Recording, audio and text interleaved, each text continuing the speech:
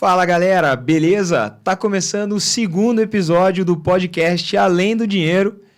Aqui quem fala é Arthur Santos, host do podcast, e tô sempre com meu grande amigo Joãozinho. Fala, João, tudo bem? E aí, tudo bem? Sejam todos bem-vindos. Hoje vai falar sobre um assunto pouco polêmico, né? Polêmico e bilionário.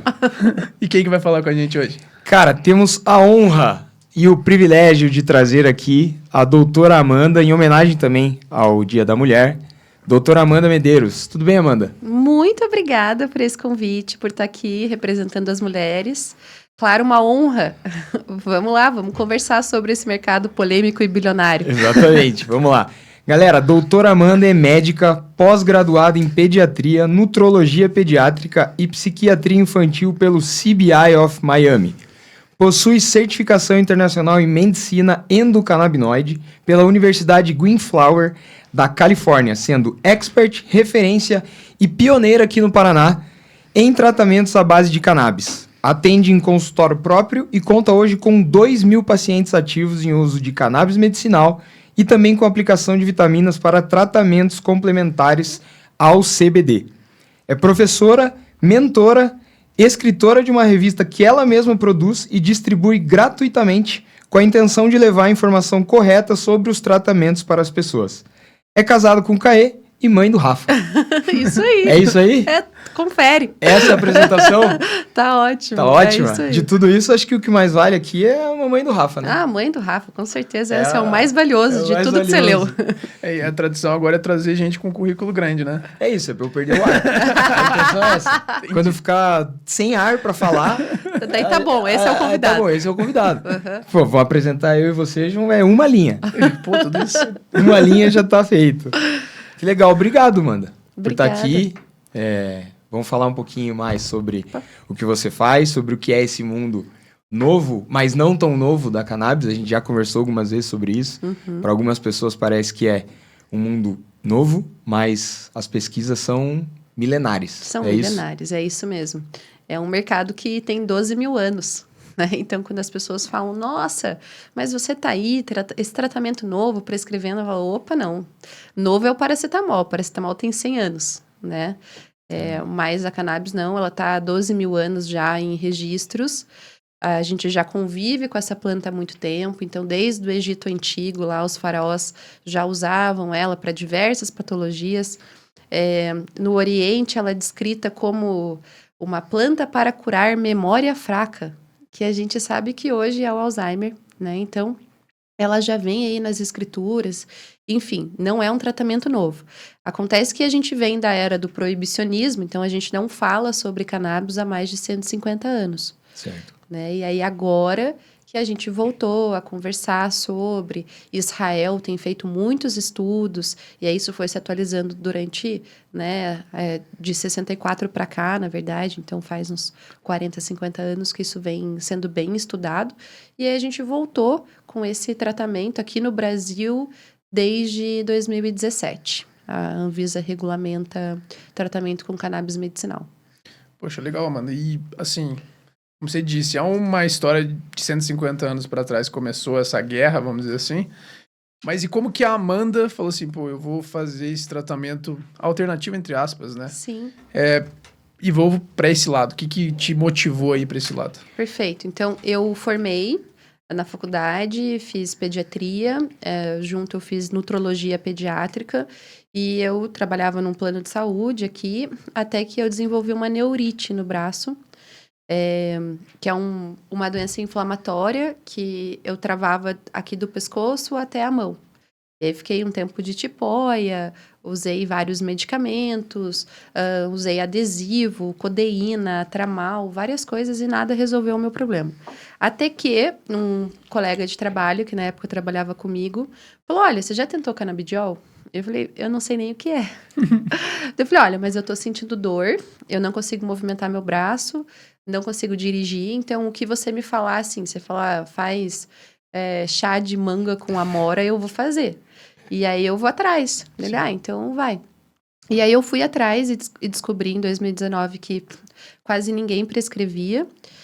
Comprei o primeiro frasco, tomei meio que sozinha, assim, o segundo também com pouca orientação. E aí comecei a comprar cursos na internet. Como eu já tinha a formação de pediatria, eu já atendia muito autista. E aí as mães começaram a me perguntar, ai, doutor, e o CBD? Eu falei, nossa, pois é, tô descobrindo agora também. E aí comecei a adicionar isso na minha prescrição. E enquanto eu fui estudando também, conhecendo mais o medicamento, o negócio escalonou muito rápido. Então, uma mãe passava para outra e falava assim, essa médica aqui sabe prescrever CBD. E aí a coisa assim... Indicação total. Indicação total. Quem indica... E eu fui me especializando, o mercado foi acontecendo, eu fui chamada para dar aula, e aí até que 4 anos se passaram, né? 5 anos se passaram, e hoje me encontro nessa posição. Então, hoje eu já sou mentora, já ensino outros médicos a prática da prescrição, ensino dentistas também, tenho mais de 2.000 pacientes ativos, e aí eu acredito assim, só fui melhorando porque eu fui praticando e estudando mais. Essas formações que você fez lá fora, como que você chegou nisso? Como que você descobriu? Porque eu imagino, né, a gente até vai falar um pouco mais sobre isso pra frente, que o mercado lá fora está muito mais desenvolvido, as pessoas já estão falando há mais tempo, e as faculdades, universidades já olham para esse mercado também como negócio. Com certeza. Por que você resolveu ir para lá? Por que a Green Flower? Explica um pouco pra gente essa escolha também. Então, quando eu iniciei no mercado da cannabis, lá em 2019, eu pensei assim, putz, é um mercado novo, que eu estou estudando, mas que eu não conheço ninguém que faça, eventualmente... Aqui não tinha, assim. Tinha esse médico, na época, lá da Clinipan, que foi quem me indicou. O irmão dele também sabia um pouco de cannabis, hoje trabalha com ele. E tinha uma clínica, chamada Clínica Gravital. Era basicamente nós. Essa clínica pequenininha, a clínica era uma portinha. Os Abdalas, que eram esses meninos que me falaram sobre, e eu. Então, aí o que eu pensei? Bom, se eu ficar aqui, eu vou ficar sozinha. Se eu for a uma clínica, é melhor, porque daí eu posso ter um time, aprender com outras pessoas, né? E aí eu mandei meu currículo para a Clínica Gravital Curitiba. Certo. E aí o dono da clínica me ligou e falou assim, nossa, mas você aí de Curitiba, tá estudando cannabis, quer trabalhar com cannabis? Eu falei, sim. Ele falou assim, nossa, difícil encontrar alguém interessado nisso. Vamos conversar. Aí ele falou assim, olha, só que para você entrar para a Clínica Gravital, você fala inglês? Eu falei, falo dele, mas é fluente de verdade? Porque é um curso... No currículo clássico. Todo mundo fala inglês fluente. Exato. Na hora de testar... Eu falei, não, fique tranquilo, meu, é de verdade, né? Eu já morei nos Estados Unidos, é de verdade mesmo. Ele, então tá bom, porque para você entrar na clínica, você precisa passar por uma avaliação, por um teste da Green Flower, que é uma universidade que a gente... acredita ser a melhor por enquanto na Califórnia e você precisa dessa certificação, senão você não pode entrar para o time. Legal. E aí eu fiz essa certificação, até a Gravital na época que em 2019 eles davam essa certificação. Hoje, assim, deve ser papo de R$30 mil, é uma coisa... Pô, de tanto que precisava desenvolver o mercado, você se mostrou interessada, os caras identificaram ali... Exatamente. Exatamente. Alguém que poderia ajudar eles nesse processo. E assim, é claro que aí depois eu acabei ganhando tanta notoriedade que já não compensava eu trabalhar para os outros, sim, né? O meu consultório hoje, ele fomenta sozinho. Então, trabalhar para mim é o melhor negócio, mas eu tenho parceria com a Gravital até hoje. E imagino que até uma gratidão, uma né? gratidão Os imensa. Os caras terem te apresentado... De verdade esse mundo, exatamente. Né? Não só por pesquisa, internet. De verdade. Né? Sou amiga do Joaquim, tanto que quando você falou, a gente estava conversando dos dados lá, eu falei, eu vou pedir pro Joaquim dele, essa aí é fácil. Na hora o cara mandou. Na hora. O cara que tá mais no exatamente. mundo. Então, ele é meu amigo, agradeço muito. E aí foi por isso que tudo começou. E aí, com a Gravital, eu comecei a ir nos congressos, comecei a ter um time ali, enfim, tudo fluiu. Tá. Quando você chegou lá nos Estados Unidos, então desembarcou lá na Califórnia, qual que foi? Veio a pandemia, 2020. No meio disso tudo teve... aí teve que ser online. Tranca tudo. Tá, então vamos reformular. 200 horas de curso online, meu Deus. Você sentou lá para ver o curso. quais foram as primeiras impressões de diferença de você ter falado assim, cara, a gente tá muito atrasado, os caras estão falando já em outra linguagem. A gente aqui tá discutindo uma coisa, os caras já passaram por isso. Olha, Qual que foi essas diferenças? eu acho que quando eu sentei para ver o curso, que eu vi um professor PhD começando a dar o curso, eu falei, meu Deus, mas ele era muito notório, assim, um professor com classe, assim, sabe? Uhum. Aqui no Brasil, o que a gente via até então eram pessoas que, tipo, mal sabiam do que estavam falando, ou estavam com outra bandeira mais voltado para outro mercado e não o mercado da cannabis medicinal. Mas aí, quando eu parei e vi o curso, eu falei, nossa, não, calma.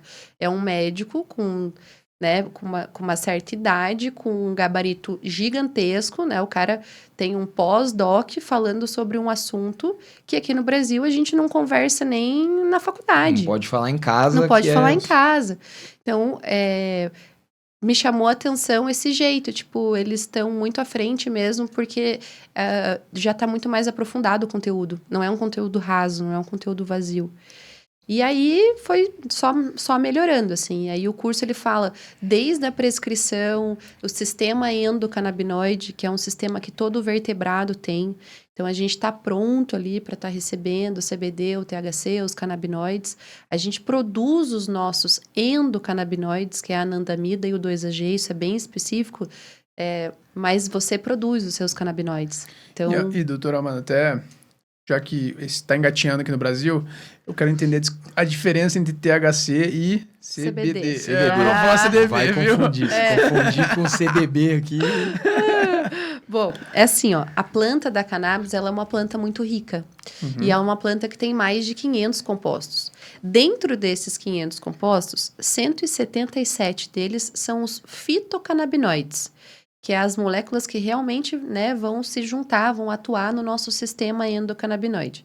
E a gente chama de chave e fechadura, como se a gente tivesse a fechadura e a natureza tivesse a chave. Certo. Então, a gente conecta. Por isso que é um medicamento que tende a ser um milagroso. Não é que ele é milagroso, é que ele faz uma modulação de um sistema que todo vertebrado tem.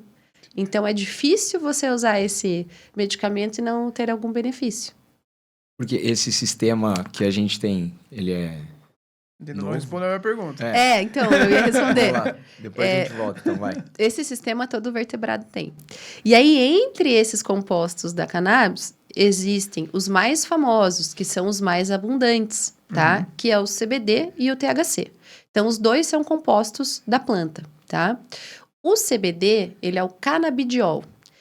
Ele é um anticonvulsivante potente, ele é um anti-inflamatório potente, ele vai ajudar no nosso ciclo circadiano, ou seja, no dorme e acorda, né? Na liberação de melatonina, na liberação de cortisol, ele vai estabilizar, trazer a gente a homeostasia. Então, o CBD, e ele não ele é psicoativo porque ele mexe com o cérebro, então ele ativa as células do cérebro, mas ele não é psicotrópico, ele não causa nenhum tipo de alteração de consciência. Por isso que ele é extremamente seguro. Já o THC, ele é o tetrahidrocannabinol, é um outro composto, tá? E aí ele também tem vários benefícios. Ele gera um relaxamento muscular importante, ele neuroprotege as células, então ele é um neuroprotetor. E ele também é usado no mercado adulto, no mercado recreativo, porque ele em dose alta gera alteração de consciência. Então os dois são medicinais. O problema é que quando você usa o THC em dose alta, aí você consegue usar ele recreativamente. Eu não gosto da palavra recreativo porque remete à recreação, à criança. Então eu prefiro usar o uso adulto e o uso medicinal. E a diferença de dosagem para ser recreativo? Qual que seria, por exemplo, só em proporções, assim, o que seria no medicinal versus uma superdosagem que você falou de THC? É que hoje, como as plantas elas não são mais as mesmas lá do início, lá de 12 mil anos atrás, o mercado adulto, ele foi fazendo cruzas genéticas para a planta ficar cada vez mais rica em THC. Para potencializar o efeito do THC. Exatamente. Então, Entendi. hoje, quando você... eu uso, por exemplo, óleos que têm 5% de THC, 10% de THC. Quando você fala do mercado adulto, você pega plantas com 60% de THC. Nossa. Então, é bem diferente. 12 vezes mais. Exatamente, 6 vezes mais. exatamente. Então, eu uso dentro da prática medicinal, o THC é muito importante. Que eu escuto muita besteira por aí, médico falando assim, ai, porque o THC não pode usar. Não, pode sim. Ele também é um medicamento, assim como o CBD, muito importante, né? Inclusive, ele é um antiemético potente, ele tira o enjoo. Então, para paciente que está em quimioterapia, é muito legal. Paciente que tem dor, ele é tão forte quanto um opioide, quanto uma morfina da vida, se você usar uma dose boa. E ele não causa os efeitos colaterais que a morfina causa, como, por exemplo, constipação. Né? O paciente não consegue ir ao banheiro em uso de morfina, com o THC consegue. Então, assim, se você for olhar, ele também é muito medicinal. Só que o mercado adulto usa essa molécula para outros momentos. E aí essa molécula ficou meio que, ai meu Deus, todo mundo tem medo do THC. Mas ele é tranquilo. Então, é só saber a acaba dose. sendo, assim como todo remédio, qualquer coisa, dosagem. Dosagem. Se você aumenta uma dose ou coloca uma dose muito grande, você tem um problema. Exatamente. Seja do THC, do CBD. Ó, confundi, sabia que uma hora eu confundi. Não, CBD o demais. Ou CBD de qualquer não. remédio. De qualquer remédio. Ou o CBD não. O A gente CBD não tem essa preocupação. Não, porque ele não causa nenhuma alteração de consciência. Ele não faz a mesma coisa que o THC faz. Por isso que a gente usa o CBD para criança. Entendi. Claro que a gente pode usar o THC também em baixas dosagens. Algumas epilepsias refratárias precisam de THC em baixa dose. Mas o CBD, se você pegar um vidro de CBD aqui e você tomar inteiro, não existe intoxicação. O máximo que vai acontecer é você dormir. Você não morre de CBD. Não morre, Não vai existe. ver uma notícia de alguém que teve não uma... existe. Nos relatos médicos, o CBD é tão seguro que tem uma dose, a dose mais usada, assim, a maior dose usada no mundo é uma dose de 2.500 miligramas numa criança com paralisia cerebral e epilepsia. É uma dose muito alta e mesmo assim a criança aguentou. E é legal fazer até um paralelo com o nosso trabalho. Porque você falou de duas substâncias antagônicas. Na verdade, elas têm umas coisas parecidas, só que uma delas em abuso pode fazer mal. E outra em abuso, ela só te gera um relaxamento adicional. Exato. A gente tem alguns ativos no mercado financeiro que é a mesma coisa. Então, investir em ações. Se você investir muito em ações, é aquela substância que pode acabar com o teu patrimônio, destruir ele. Enquanto é para fazer a brincadeira do CDB com o CBD, quando você vai para renda fixa mais segura, CDBs da vida, você pode abusar porque você está na segurança. Não, é exatamente então, isso. É a diferença entre o veneno e o remédio, né? É a dose. Então, é a mesma coisa, o mercado de ações seria o THC. Sabe? Então, você fala assim, você não deve investir em ações. É extremista, né? Exatamente. Pode ser que seja uma oportunidade muito boa ali, uma açãozinha outra, não sei. O mercado financeiro é cheio de drogas. Tem mais drogas do que as pessoas imaginam. Não. E dependendo de onde você se enfia, é perigosíssimo. Acaba com família da mesma forma que qualquer outra substância. Exato. É bem perigoso. É bem perigoso. Então, é a mesma coisa. Aí, você pode ser extremista a ponto de falar nunca invista em ações? Não. Então, eu não posso ser extremista a ponto de falar nunca use o THC. É só saber usar. Né? Mas, para isso, a gente precisa de conhecimento. Conhecimento é a chave de tudo. É a chave de tudo. Então, até no sábado pela manhã, tem um business talk que fica na rádio. A gente vai na feira, eu e meu marido, e a gente vai no carro escutando esse negócio aí do sábado de manhã. E eu gosto das pessoas que eles trazem nesse podcast. E ele tinha um convidado lá falando sobre negócio, investimento e tal, e o cara falou que o ponto-chave é a educação.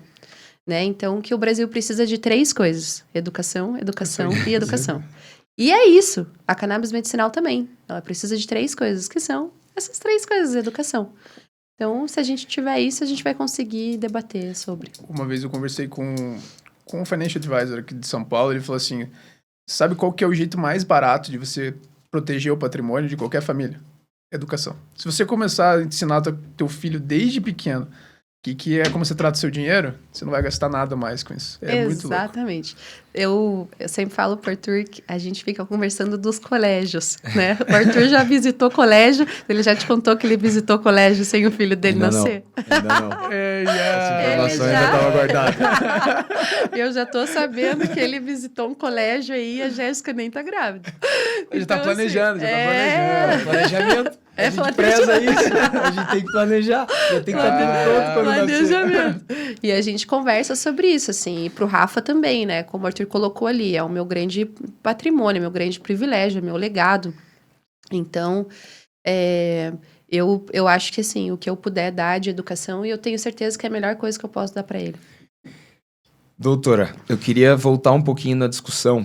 Que a gente está falando de duas coisas diferentes aqui. Tem a discussão da legalização e tem a discussão do medicamento. Perfeito. Eu queria que você falasse um pouco sobre isso. Em que ponto que a gente está dessas duas discussões, se uma coisa interfere na outra, o que é importante você como médica, por que é tão importante esses medicamentos serem liberados, por que é tão importante a gente falar sobre esse assunto? Perfeito. Então, esses medicamentos, eles são liberados desde 2017 pela Anvisa, mas eles ainda não são produzidos a nível nacional. Na verdade, existem as pequenas associações que produzem os medicamentos, mas numa escala ainda muito pequena para um país agro, né, que poderia estar plantando, fomentando empregos, né, aumentando o nosso PIB, enfim, e controlando a qualidade do produto que chega nas farmácias ou até no futuro nos dispensaries, né? Como existe já agora, a Alemanha acabou de legalizar, os Estados Unidos, Nova York, a Holanda também, acabei de voltar da Holanda. Então, eles já fomentam esse mercado, eles já ganham com esse mercado. E a gente precisa também começar a olhar para isso. E a gente tem muito espaço, muito terreno aqui para ter o nosso mercado próprio, né? A gente está começando pelo inverso do Uruguai. O Uruguai começou com o mercado adulto e hoje está passando para o mercado medicinal. Está começando a chegar agora nas farmácias, né? A gente está fazendo o inverso. A gente está começando com o mercado desde 2017, autorizado pela Anvisa e entrando os produtos à base de cannabis, e a gente está indo num direcionamento, né, sei lá, de 8, 10 anos para a totalidade do mercado. Por que a gente precisa entender que isso é importante? Porque a gente precisa fazer dinheiro. E a gente precisa fazer dinheiro que fique aqui. Hoje, a gente ainda tem 25 produtos na farmácia, à base de cannabis, mas a gente está dando dinheiro para fora. Porque a gente importa esses produtos, a gente importa os insumos desses produtos, a gente paga imposto sobre isso. Então, quem compra, né, o comprador final paga o imposto sobre isso. Então, ainda não é um mercado como deveria. Né? A gente precisa... enfim, a gente tem espaço, tem terra, tem tecnologia, tem tudo para fazer aqui, né? Tá. E aí, quando a gente conversa primeiro sobre medicação, a gente ainda não fala sobre a legalização. Então, a primeira bandeira que você levanta olha, temos um tratamento médico que pode ajudar muitas pessoas, muitas crianças, muitas doenças, como Alzheimer, você comentou. Primeiro, vamos falar disso. Perfeito. Para depois a gente começar a falar sobre legalização. A gente tem que sempre ir fomentando isso. A gente já tem que entender que a gente tem que se organizar, a gente tem que organizar a nossa casa, porque a gente vai ter que legalizar uma hora. Uma hora o mercado vai ter que abrir por completo e ser nosso por completo. Plantar aqui, ter o dispensary aqui, ter o uso adulto aqui. Quem quer fazer óleo para uso medicinal, vamos fazer aqui. Existe um projeto de lei chamado Farmácia Viva, que é o fornecimento de cannabis pelo SUS. Só que para você fornecer cannabis pelo SUS, você precisa plantar aqui, certo? Ou você vai comprar insumo de fora e pagar super caro? Só que a gente entra num problema, de novo, que nem a gente comentou, educação. Que quem produz seriam as pessoas que já, por exemplo, planta soja, planta milho. Exato. Eles são as pessoas mais contra esse tipo de produto, de planta. Exatamente. Então, isso é um trabalho de educação para eles entenderem que é uma oportunidade de negócio, para eles entenderem que não tem nada a ver com aquilo que a gente escuta desde sempre. Exatamente. Para aí depois realmente acontecer toda essa verticalização do processo, né? Exatamente. É mais ou menos isso. É mais ou menos isso. Então, qual seria o correto? O correto É a legalização. Em 10 anos, 15, 20 anos, a legalização. Por quê? Porque daí a gente legalizando, a gente consegue fazer desenvolvimento de semente. A gente consegue plantar aqui, a gente consegue gerar emprego, a gente consegue ter qualidade sobre o produto, a gente consegue separar isso aqui, vai para o medicinal e vai entrar lá na farmácia viva e vai ser dado à população, isso aqui vai para o mercado recreativo, vai gerar emprego, vão ter os clubes. Hoje na Espanha existem os clubes, tá? Vou explicar para vocês como que funciona. É um lugar, parece um lugar de pôquer, assim, sabe? Esses lugares que você entra, De assim? charuto, assim. De charuto, assim, exatamente. E aí você entra, aquilo ali funciona através de uma licença do governo. Então, o governo ganha com isso. E aí você entra, compra a sua cannabis ali daquele próprio lugar e você pode fazer o consumo somente dentro daquele local. Então, você vai lá, compra, o negócio é de qualidade, vistoriado pelo governo, a moça que está te atendendo, a garçonete, ela está ganhando com isso, tudo dentro da lei, você faz o uso, sai daquele lugar, coloca no seu bolso ali e vai embora. E você não pode fazer uso na rua, você não pode comprar em outro lugar que não seja ali, porque ali tem a licença sanitária do governo. Ou seja, é o mundo ideal. Porque você não criou uma algazarra, você não pode sair fumando, né? Mas pensa, você está num parque com o teu filho e tem um cara fumando ali, você não pode fazer nada porque o cara tá dentro da lei. Pô, bem chato, né? Então, você cria um ambiente, um local onde as pessoas podem usar e eu só vejo benefícios. E regulamenta E tudo regulamenta, e ganha dinheiro em cima. Exatamente, ganha dinheiro em Porque cima. a gente está falando aqui de legalização, muita gente que está nos ouvindo pode estar achando que a gente está falando só sobre o uso adulto, igual você comentou. Exatamente. Mas pelo que eu estou entendendo aqui, é uma legalização para você plantar, para você transformar isso em negócio, para você fazer pesquisa, para você elevar a discussão. A gente sair daqui do, sei lá, do preconceito do coffee shop holandês, né? Perfeito. E ir para uma área mais de business, escalonar, negócio. Vamos escalonar. Olhar para plantação. Exatamente, olhar para a plantação, para o desenvolvimento disso. Olha quanta terra a gente tem. Os Estados Unidos, eles já desenvolveram maquinários, por exemplo, não tinha colheitadeira. Eles começaram a plantar cannabis. Só que a cannabis você não pode colher de qualquer jeito, não é soja, que dá para você passar assim. Quando você pega... Então, aqui tem a planta, certo? Aí aqui tem as folhas dela e aí os buds, que é onde ficam os tricomas, enfim. Você não pode arrancar aquilo de qualquer jeito. Aquilo ali, se você arrancar de qualquer jeito, você perde os tricomas, perdeu basicamente a funcionalidade dela, tanto para ser remédio, para qualquer outra coisa. Certo. Então, os Estados Unidos, ele desenvolveu uma colheitadeira que você consegue passar nos campos e fazer a retirada da forma que tem que ser feita. Ou seja, eles estão desenvolvendo o mercado de colheitadeira já. E a gente está aqui discutindo a opinião da bancada evangélica. Então, assim, não é contra a bancada evangélica, não é isso. Sim. Mas, assim, a gente ainda está na religiosidade. E eles já estão desenvolvendo maquinário. Então, e a gente é muito maior. Né? A gente tem muito mais terra, o nosso mercado agro é fomentado, a gente já tem maquinário por aqui, a gente já podia estar desenvolvendo semente anos-luz já à frente, estamos aqui discutindo o sexo dos anjos. E você tem alguma ideia de tamanho do mercado da cannabis, mundialmente falando? Uma coisa assim, um volume, quantos bilhões de dólares? Olha, eu não tenho esse dado. Eu posso Me ajudar. ajuda. Eu posso ajudar nessa. Então vai. Ele tá mais preparado que eu. Tem uma consultoria, chama Kaya Mind. É uma consultoria especializada em cannabis e dados desse mercado. A China é um dos maiores produtores de um tipo que acho que a gente é até legal a gente falar, do cânhamo. Que é o cânhamo. Que é uma outra... É uma outra planta? Isso, perfeito. O cânhamo, ele é da família da cannabis, tá? Então, vamos pensar assim, ó. Cannabis sativa é o nome do gênero, né? Da espécie, da família, tá? Certo. É a cannabis sativa. E aí, dentro da cannabis sativa, existem vários tipos de planta. Então, tem lá a planta índica, que é a planta que dá mais sonolência, mais calmante. Aí tem a planta sativa, que é a planta que dá mais euforia, que ela é super benquista no mercado adulto. Aí tem a ruderalis, que não serve para muita coisa, mas é um tipo de cannabis. E daí tem o cânhamo, que também é um tipo de cannabis. Certo. O cânhamo, a planta dele é um pouquinho diferente, parece um bambu. Quando você olha, ele é bem fino e alto, assim. Uhum. E aí, as fibras do cânhamo, a gente consegue fazer diversas coisas, porque são fibras muito fortes. Inclusive, as caravelas de Pedro Álvares Cabral eram de cânhamo. Ô, louco. Aham. Vou de reescrever Então- isso. Acabou de reescrever. Exatamente. A história sendo reescrita. Exatamente. Isso aí eu não fazia ideia. Aham. Então, depois você pesquisa. Então, a gente já usa o cânhamo há muito tempo, porque é uma fibra muito potente. Só que a cannabis, ela faz...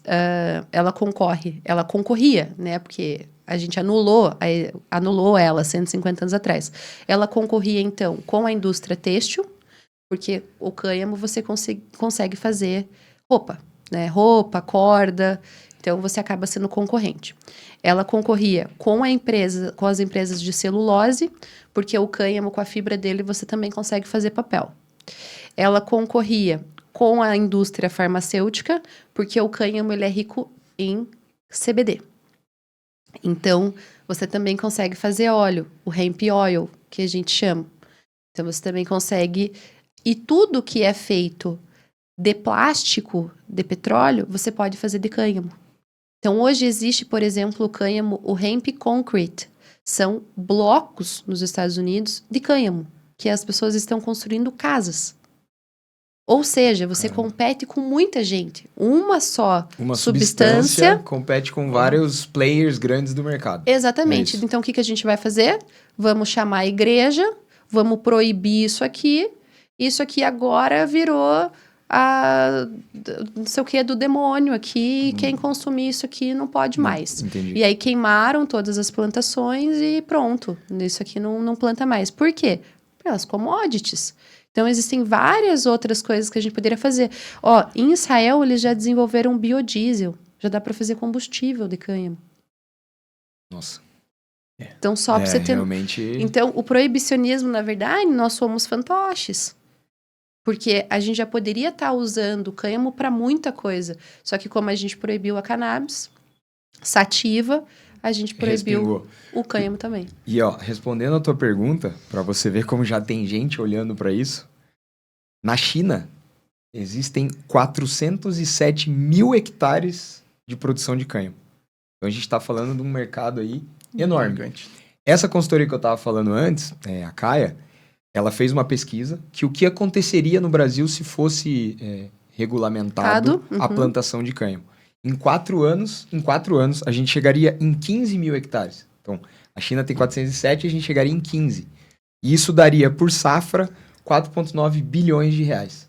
Então, em 4 anos, a gente chegaria em quase 5 bilhões de reais se fosse liberado a plantação de cânhamo no Brasil. Então, é um mercado bilionário. É um mercado É bilionário. um mercado muito grande que poderia gerar uma infinidade de empregos, impostos, Exatamente. regulamentações, enfim, que traria só benefícios. Mas Né? vamos lá, imagina que eu tenho 1.000 hectares, eu quero plantar isso aí. Eu consigo fazer isso no Brasil hoje? Não. Porque mesmo para falar que é para uso medicinal, para fornecer para a indústria farmacêutica, não existe nenhuma possibilidade. Não, existe uma possibilidade, mas você não consegue plantar muito, você não consegue plantar hectares. Porque assim, ó, quem planta hoje, existe uma plantação lá na Paraíba de 20 mil pés, 30 mil pés, que é uma associação, se chama Abraça Esperança. É uma associação de pacientes de cannabis medicinal, que um foi chamando o outro e todos com receita médica, até que o negócio foi crescendo e a Anvisa veio e falou, não, beleza, vocês querem plantar para fazer medicamento, mas tem que ser assim, assim, assim. E eles regulamentaram a situação e hoje eles têm, eu acho que 50 ou 60 mil associados. E eles fornecem, mas não são hectares, entende? É tipo uma chacrinha. Então, a pessoa que planta hoje é comunitário. Então, a pessoa que planta hoje, existem pessoas plantando, aí existe a Flor da Vida, o Divina Flor, lá no Mato Grosso, que é menor que uma chacrinha, que eles são, tipo... Tem que ter uma explicação muito forte por trás, pelo que eu tô entendendo, para você poder... Para você conseguir. Para ser liberado. Isso, exatamente. Ninguém planta cânhamo até agora. A única universidade que planta, se eu não me engano, é de Viscosa, no Mato Grosso. Não, no Mato Grosso não, em Minas. Tem alguma universidade em Minas que está plantando cânhamo para estudo. Mas, assim, é a única pessoa que eu sei que planta cânhamo, a única instituição. E você falou das brigas com as grandes indústrias. É de interesse da indústria farmacêutica que isso cresça?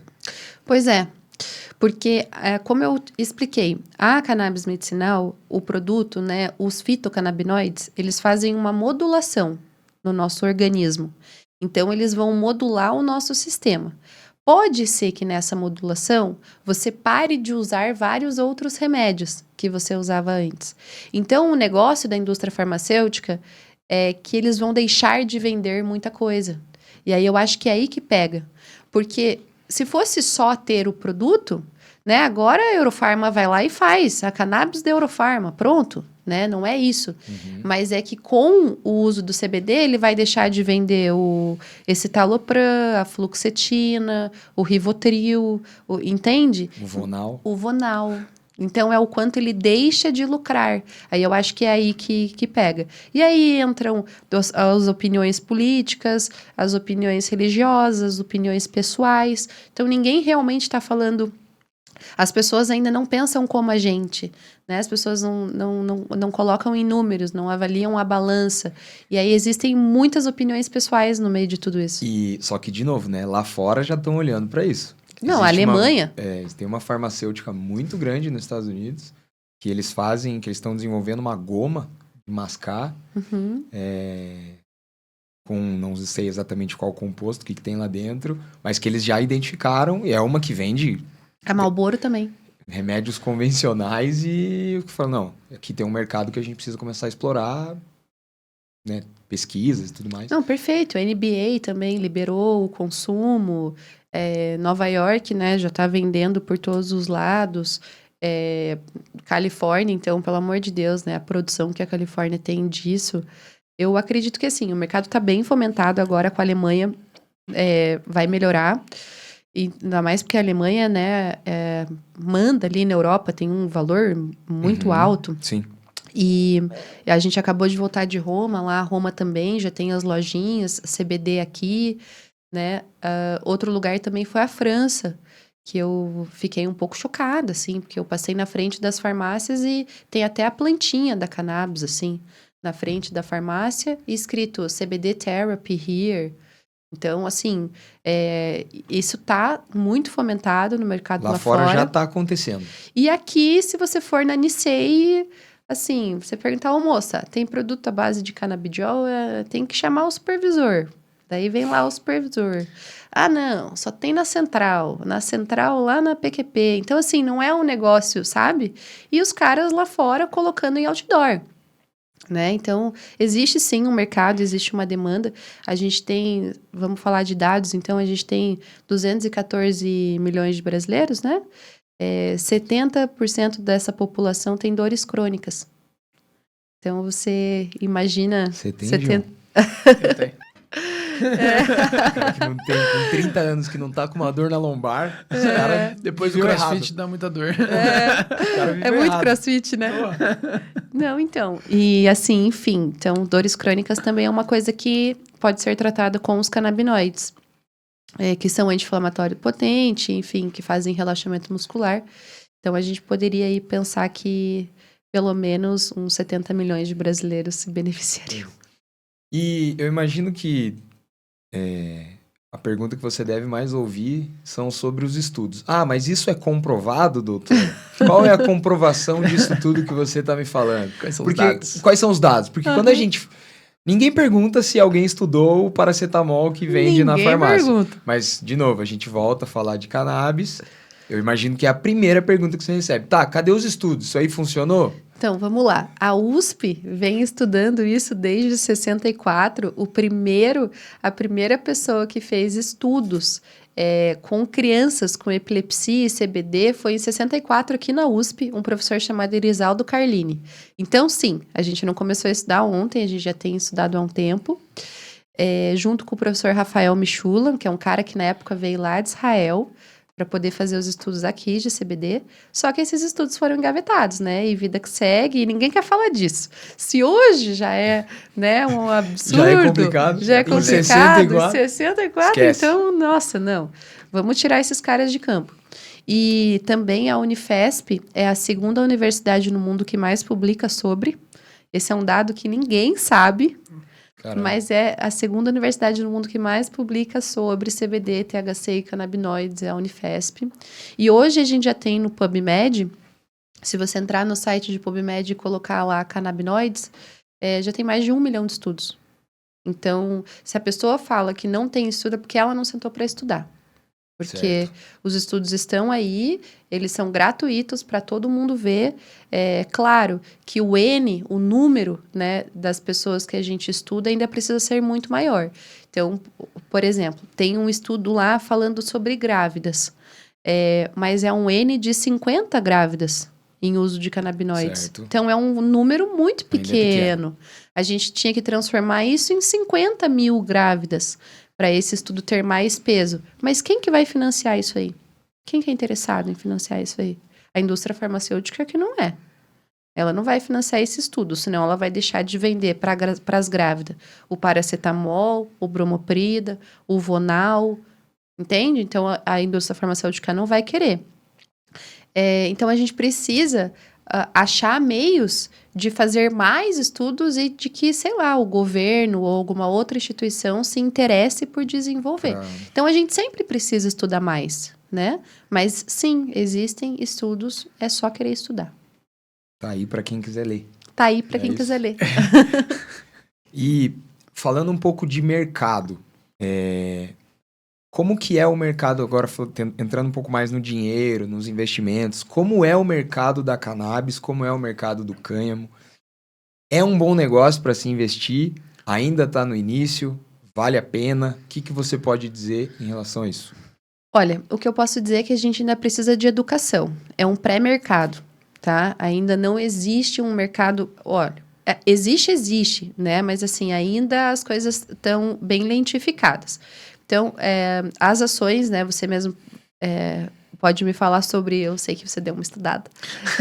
As ações nos Estados Unidos... as ações dos Estados Unidos deram um boom, e aí deram uma baixada, e aí deram um boom, e aí deram outra baixada, e agora... Né? Isso não aconteceu aqui ainda, por quê? Porque a gente ainda nem começou essa brincadeira, né? Mas o que a gente tem hoje é falta de educação. Então, não adianta, por exemplo, você querer abrir uma empresa de cânhamo. As pessoas nem sabem o que é cânhamo. A gente precisa primeiro educar a população para aí a gente começar a fomentar os negócios, né? Se não, se você abre uma empresa hoje, Hemp Concrete, concreto de cânhamo, quem que vai na tua loja? Duvido que entre em duas pessoas. Não vai vender. Tem que vencer o preconceito, um monte de coisa. A gente precisa antes, vai ser um ótimo negócio. Por quê? Porque a gente tem todos os fatores para ser um ótimo negócio. A gente tem mão de obra, a gente tem espaço, a gente tem maquinário, a gente tem as sementes que podem ser desenvolvidas aqui porque o nosso solo é ótimo e o nosso tempo é melhor ainda, né? Então... E tem demanda, pelo jeito. tem demanda. Então, a gente tem tudo. É o que mais... O negócio é o que mais precisa, né? Exatamente. Demanda. E olha que legal o que você falou. Você me lembra, não sei se vocês já viram aquele filme da crise de 2008, A Grande Aposta. Sim. Já viram? Sim. Então, retrata a crise de 2008 e todo mundo, várias pessoas começaram a olhar que tinha um problema no mercado imobiliário americano. Mas assim, começaram em 2006 e a crise foi em 2008.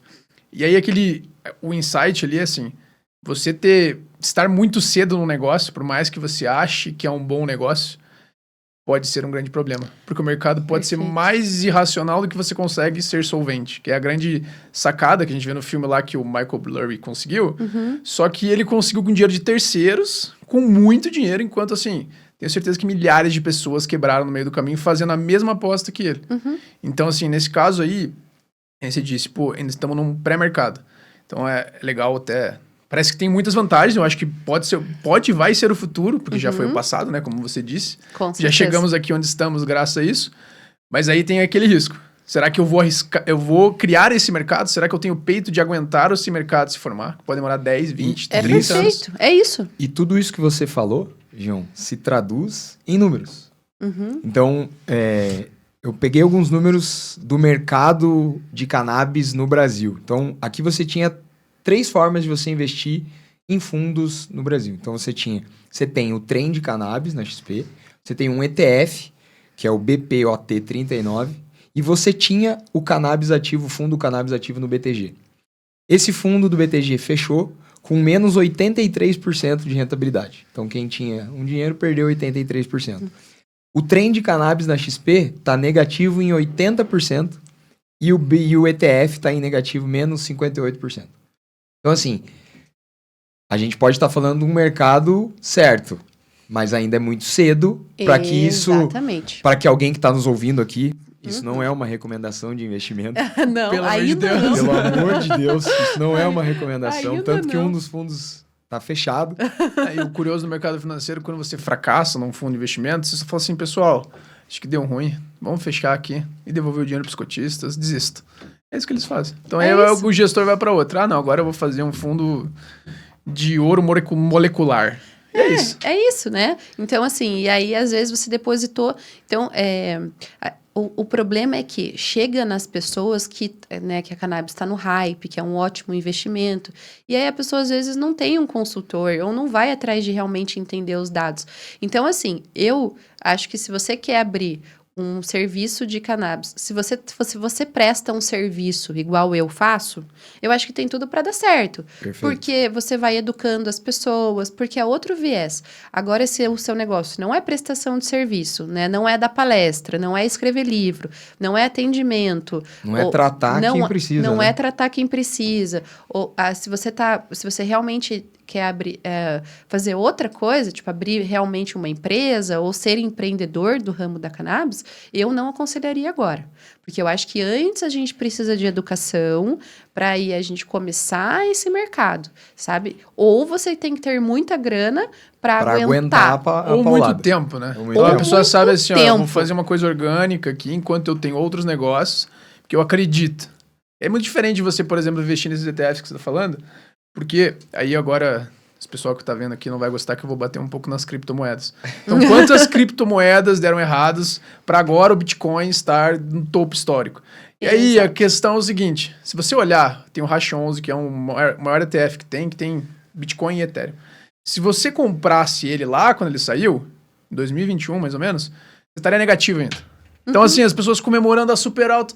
Mas ele estaria perdendo dinheiro. Se ele tivesse comprado naquele momento e não tivesse comprado mais, ele estaria perdendo dinheiro. Então, assim, estar adiantado também é um problema. É um problema. Exatamente. Estar certo na hora errada é um problema. É um problema. Exato. Então, eu acho que o que eu indicaria para as pessoas por exemplo, conheça o mercado como está lá fora, venha para o Brasil e tente aplicar ele lentamente ou segurar as pontas até... Então, Perfeito. eu vou dar o exemplo do meu marido, tá? A gente visitou lá os clubes da Espanha, a gente entendeu como que funciona a dinâmica do clube.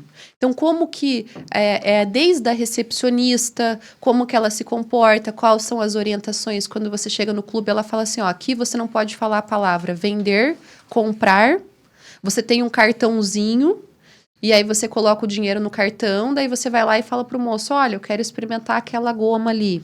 Eu quero experimentar aquele creme ali de cannabis, eu quero experimentar, certo? Daí tem um balcão, diferencia do bar, as coisas ficam longe.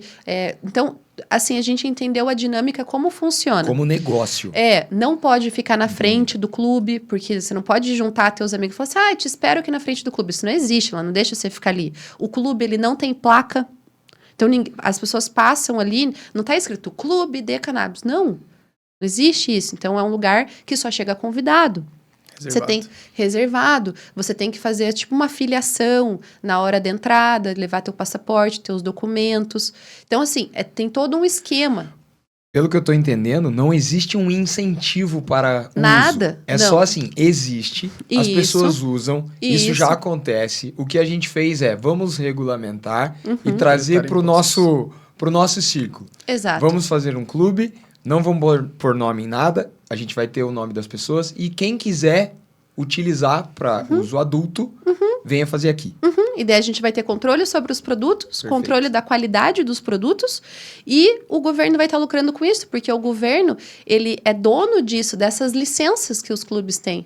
Então, os clubes têm que pagar uma licença para o governo. Imposto, né? É imposto. Porque esse é outro ponto aqui também, né? Quando fala desse tipo de assunto, a impressão que dá é que não, a partir de amanhã tá legalizado, vou estar eu com uma placa no meio da rua oferecendo para quem quiser. Então, quando a gente fala isso, né? de legalização, esse é o primeiro baque que dá na gente. Isso. Nossa, legalizar, vou estar no parque, o meu filho vai estar passando com um balão e vai ter um maconheiro atrás dele. Não é isso. Não é isso Calma, que vocês calma, estão falando. as tiazinhas de casa, respira. Vocês não vão estar na feira com alguém fumando maconha com vocês do lado. Não é isso. Quando a gente fala de legalização, a gente fala desse tipo de manejo. O tipo, Perfeito. como a gente vai manejar, eu gostaria que fosse muito parecido com como a Espanha está manejando. Então, enfim, e aí meu marido... Isso muda muito a percepção, né? Muito. Isso muda muito a percepção. Então, meu marido, bom empreendedor que é, administrador, visualizou tudo isso, como o clube acontece, né, esses detalhes do clube, e ele vai aplicar esses detalhes dentro de um que ele já tem, que é a tabacaria, né, só já deixando ela pronta, preparada, para quando a gente virar um clube em Exato. 10 anos, ele já ter Tem todas estrutura. as licenças e a estrutura como já funciona lá na Europa. Então, ele é um cara adiantado no mercado. Ele só vai ser muito rápido para ele, porque ele já vai estar dentro do molde. Ele já entendeu Esperando. o mercado. E Só esperando. esperando o momento. Então, o meu marido, ele só está esperando. Ele vai ter que sobreviver ali com a tabacaria durante esses 10 anos. A tabacaria vai ter que se pagar, óbvio. Sim. Mas é questão de tempo. Então, por quê? Porque ele tem um know-how de 10 anos à frente dos concorrentes, porque ele já foi lá e já fez networking com o dono do clube, porque ele já sabe o que precisa na licença do cara. Então, se o Brasil copiar meio parecido, ele já tem noção. Já então, sabe ele o já caminho fez que ele tem tudo. que ele tem que percorrer para Exato. que isso vire um Investimento de negócio fato. para ele. E visitou vários, né? Para ir fazendo comparativa Pra poder- entre eles e entender o que todos têm em comum. Então, é um cara que já está à frente do mercado. E, doutor, assim, trazendo agora, a gente falou sobre negócio, falou sobre o mercado. E aí, esse podcast, a gente gosta de falar coisas além do dinheiro, né? Então... João, O Arthur gosta. antes da gente entrar nesse assunto, deixa eu só falar um negócio aqui. A gente falou muito sobre o mercado brasileiro, do trem de cannabis, do BP e tal. Mas talvez alguém que está ouvindo pode falar, não, mas nos Estados Unidos é diferente, que a doutora até comentou, falou que teve um aumento e uma queda tal recentemente. E deixa eu só trazer alguns dados pro pessoal que tá permitido, falando. tá? Tá falando Antes assim, da gente começar, porque eu Letícia. sei que esse papo, a partir do momento que a gente sair daqui, Não É. vai voltar. a gente não volta mais. E aí o cara que tá ouvindo vai falar, pô, mas vocês estão comparando tanto o mercado brasileiro com o americano, vocês não vão trazer dados lá de fora? Com certeza. Perfeito. Vamos trazer. São 41 empresas listadas lá fora que são relacionadas diretamente a cannabis. Aqui a gente está excluindo farmacêuticas, porque a farmacêutica tem lá uma coisinha disso. Essas empresas, elas somam mais de 18 bilhões de dólares. As 5 maiores, obviamente, são nos Estados Unidos. Curaleaf, Green Thumb Industries, Innovative Industrial, True Leaf Cannabis e Verano Holdings. Essas são as 5 maiores empresas relacionadas ao cannabis no mundo. Se você tivesse essa carteira dividido em 20% em cada uma delas, em um ano você teria ganho 50%. Rentabilidade E no período. no período de 3 anos, menos 62. Então, assim, voltando ao que a gente estava falando, o mercado Ainda muito volátil, né? muito volátil e ainda não tão desenvolvido lá fora. Existem 2 ETFs lá fora. THCX, Bem classic Eu mesmo. Eu gosto do segundo. THCX e o segundo, que é o meu preferido, IOLO. Não é uma piada, existe um ETF nos Estados Unidos chamado IOLO. Eu gosto do nome, tá, pessoal? Não é uma recomendação de Não investimento. é uma recomendação, nem o THCX, nem o IOLO. Mas são 2 ETFs que existem lá fora.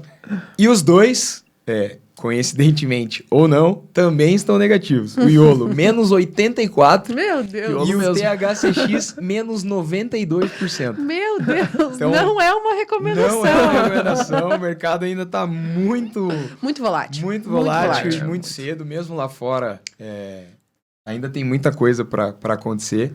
Sim. Mas tem um outro ponto interessante. O porquê que os Estados Unidos está tão na frente.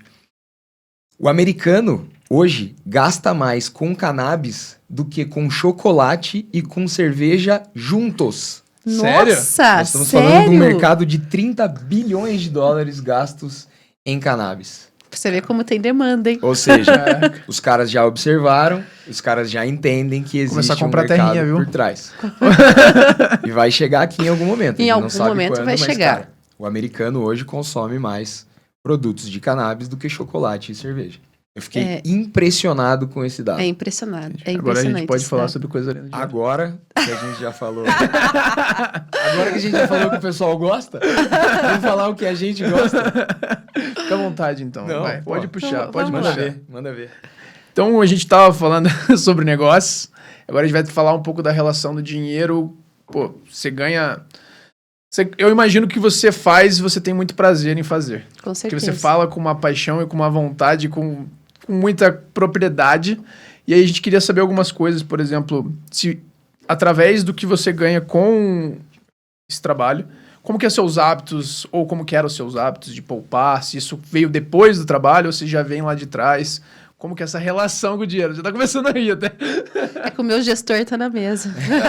Bom é que você pode mentir, depois ele desmente. Agora eu quero ouvir o que ela vai falar. Né? Quem faz a minha gestão financeira tá na mesa, né? Eu tô até assim.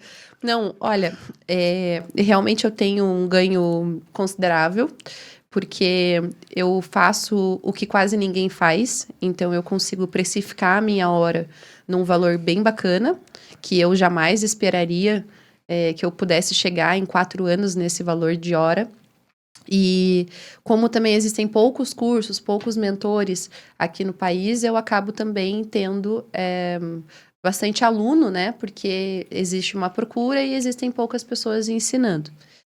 Mas além do dinheiro, o que eu gosto muito é de trazer essa clareza mental, de proporcionar para a pessoa abrir os olhos dela em relação a cannabis, sabe? Em relação a todo o potencial que a gente tem aqui, não só na planta, de melhora das condições de saúde, mas de melhora também da nossa população, né? Do nosso PIB, enfim, tudo isso que traz junto com a cannabis. Então, eu acho que além do dinheiro, o que me deixa muito feliz é de poder proporcionar e levar conhecimento.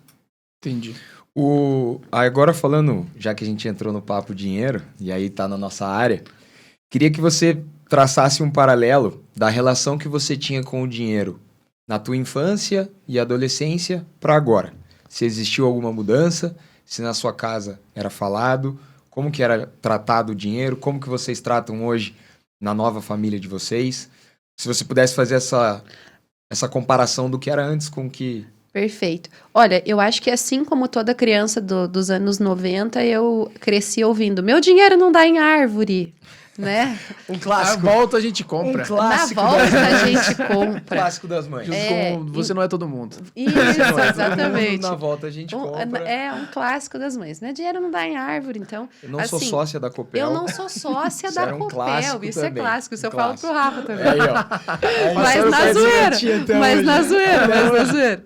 Mas assim, eu acho que na minha infância, eu fui pregada que, nossa, o dinheiro é muito difícil de conseguir, né? Que é uma coisa que você tem que valorizar cada centavo, porque o meu dinheiro não é para ser jogado no lixo, né? Então, assim, e hoje, não. O dinheiro, ele tá aí disponível. Existe muito dinheiro. A gente tá fazendo mais dinheiro a cada minuto, a cada segundo, né? Então, como humanidade, o dinheiro ele tá aí disponível, ele não é tão difícil assim, a gente precisa tirar essa barreira da dificuldade, que a gente era tendencioso, né, colocar o dinheiro aqui e a gente aqui, como se a gente não pudesse unir as mesmas coisas com facilidade, com leveza, né, então eu acho que principalmente depois que eu comecei a estudar mais desse relacionamento interno com o dinheiro e entender que é um giro, que vai e volta, que claro que você tem que saber onde você está investindo,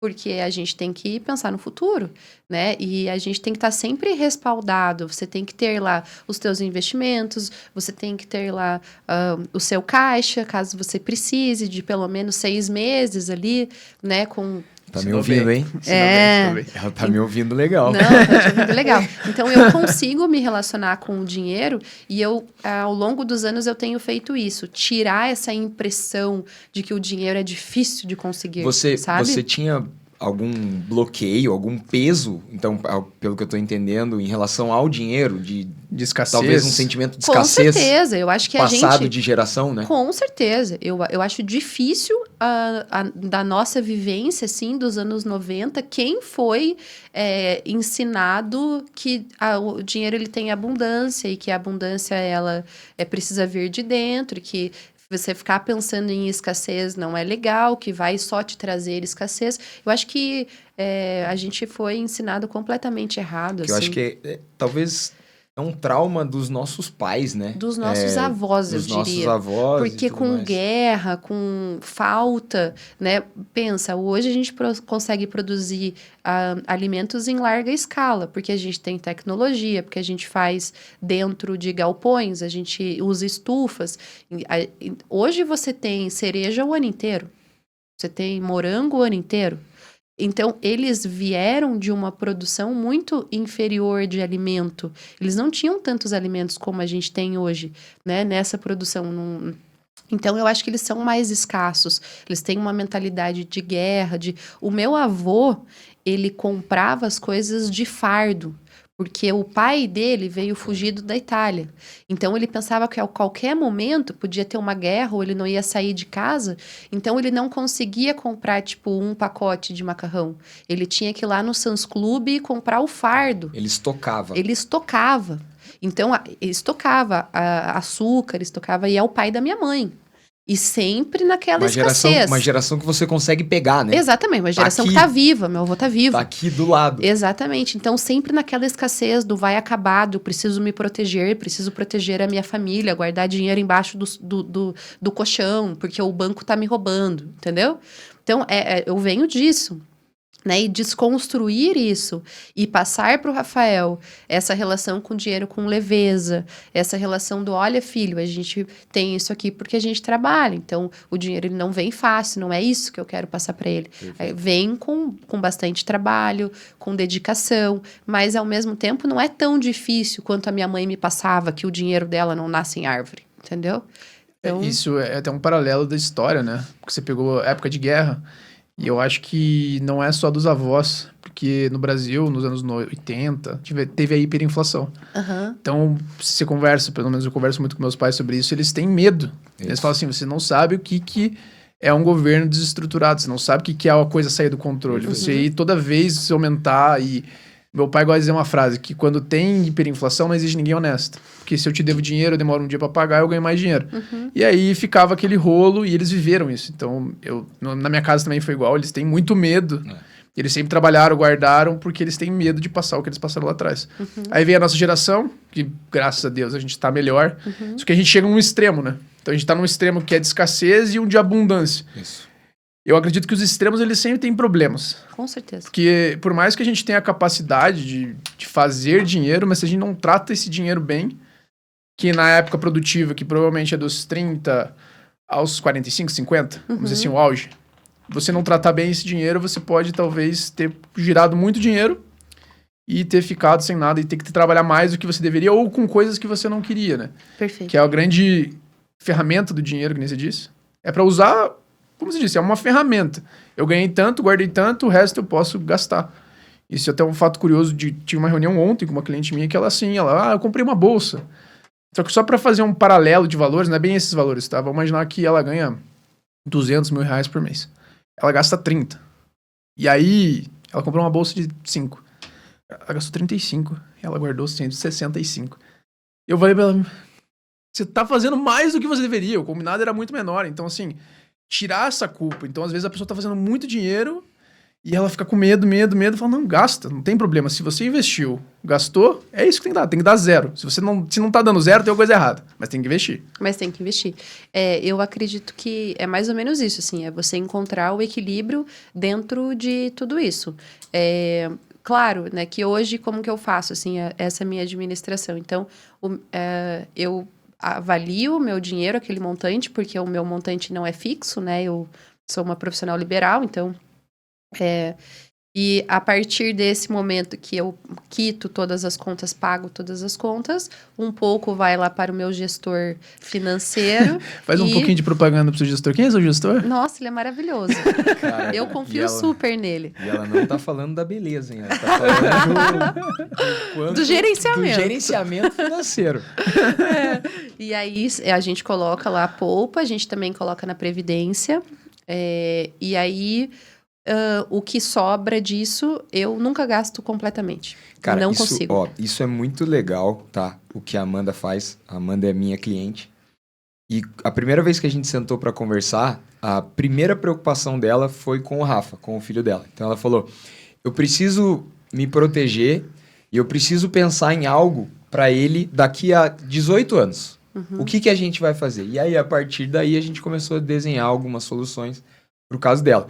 Mas é muito legal que não é todo mundo que tem essa preocupação. E ela, desde o dia 1, já colocou isso na mesa como uma preocupação de família, né? Sim, quando o Rafa nasceu, um pouquinho antes dele nascer, o pai dele falou assim, olha, a gente tem que abrir uma conta para ele.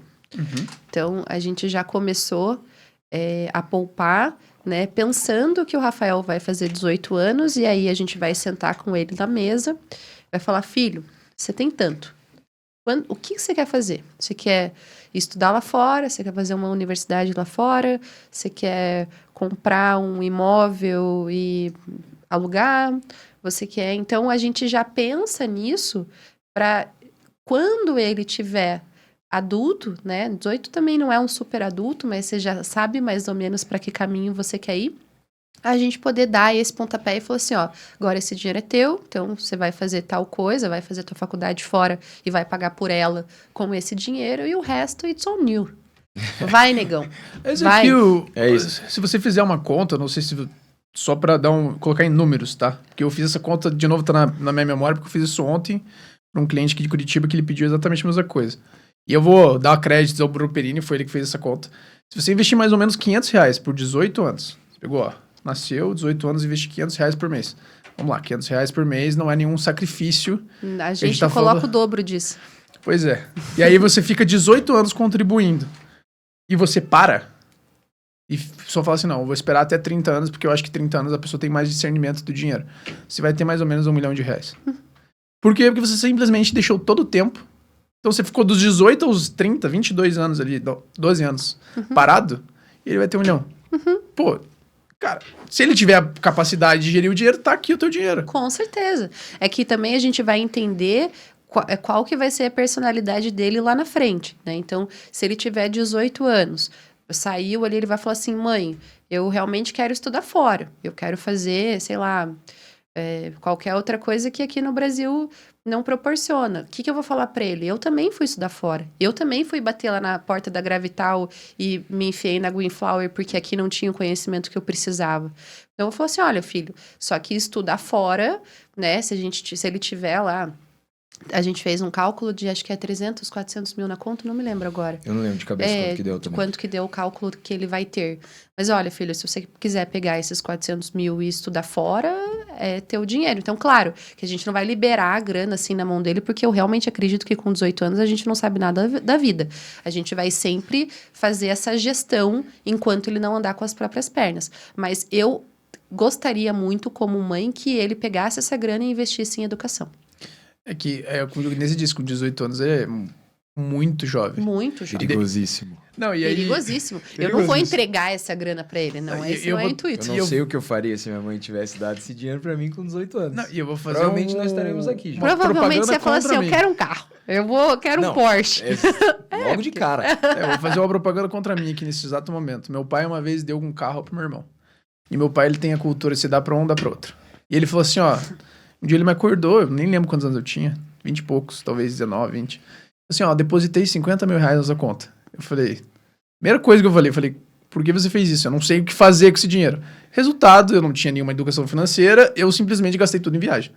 Então, hoje, se eu tivesse esse conhecimento que eu tenho hoje, eu teria usado esse dinheiro melhor. Então eu pensei, pô, por que ele não simplesmente guardou o saldo e falou, ó, com 30 anos eu vou te dar esse dinheiro corrigido, ou... Sim. Fiz a injustiça igual. Só que agora você tem o conhecimento para não simplesmente queimar o dinheiro, que foi o que eu fiz. Perfeito, mas o Rafa ele não vai conseguir fazer isso, porque eu não vou deixar.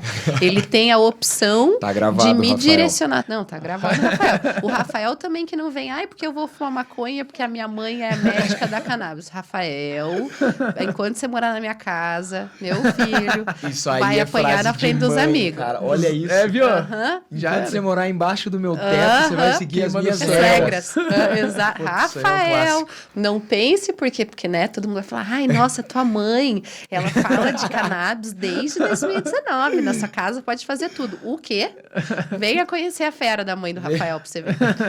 E aí, então, claro que a gente vai direcionar, mas a gente já pensa focado em educação mesmo. Mas olha que Legal. legal, o teu pensamento de poupar pro seu filho tá sendo para coisas além do dinheiro. Além do Que é dinheiro. assim, educação e experiências. Se você identificar que o seu filho, quando tiver com 18 anos, não tiver cabeça para isso, acabou. Senão, esse dinheiro não tá disponível para ele. Exatamente. E é isso. E é isso. Mas você já tá pensando lá na frente.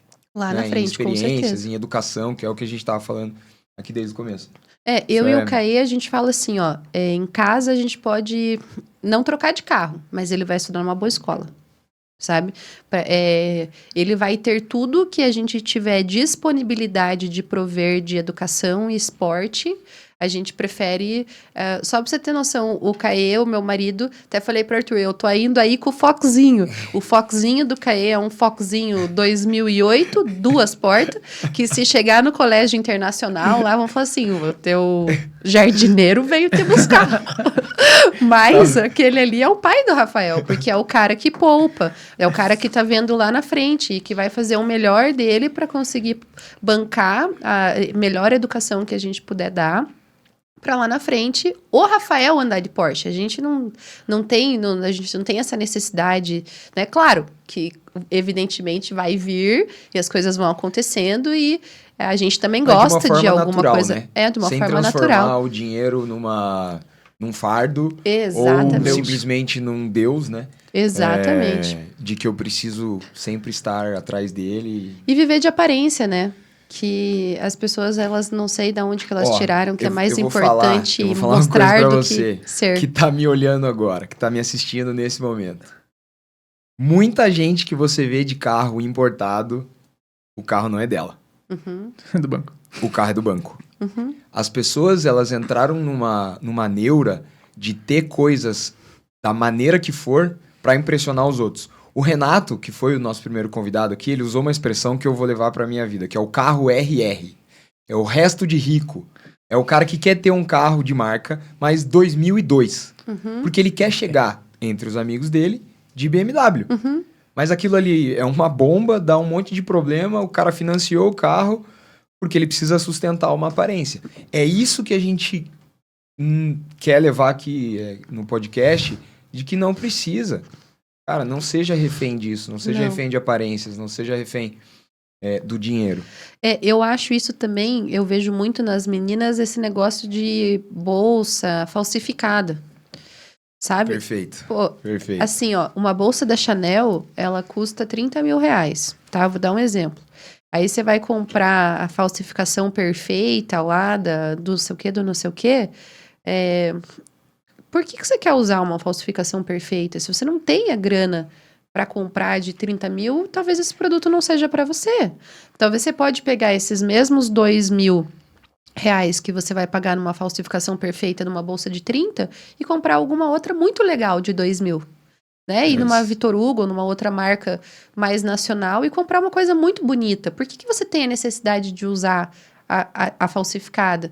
Então, aonde que a gente perdeu os parâmetros Perfeito. que a gente precisa parecer ter? Não, e meninas ricas. Não, e isso é pra roupa e pra Pra homem também, tudo. tá? Se você sair na rua e Ei, começar a observar... Sobrenome fino aqui de Curitiba, sobrenome político, coisa top, assim, babado. Mas usando... coisas falsificadas. Então, aquela menina que você olha no Instagram, assim, saindo de jatinho, mas ela precisa mostrar. Você pode confirmar ou não. Dá pra ver, né? Não, dá pra ver. As falsificações, claro, que você tem que conhecer a marca, são coisas muito detalhadas, mas as pessoas sabem. Então, a pessoa que conhece da marca, de relógio, de Vê de bolsa, longe. de roupa, o cara bate o olho, ele sabe que não é original. Ele O sabe. cara que tem condições, ele vive esse mundo, Aham. ele sabe que não é original. Uhum. Então, aí eu me questiono de novo, né?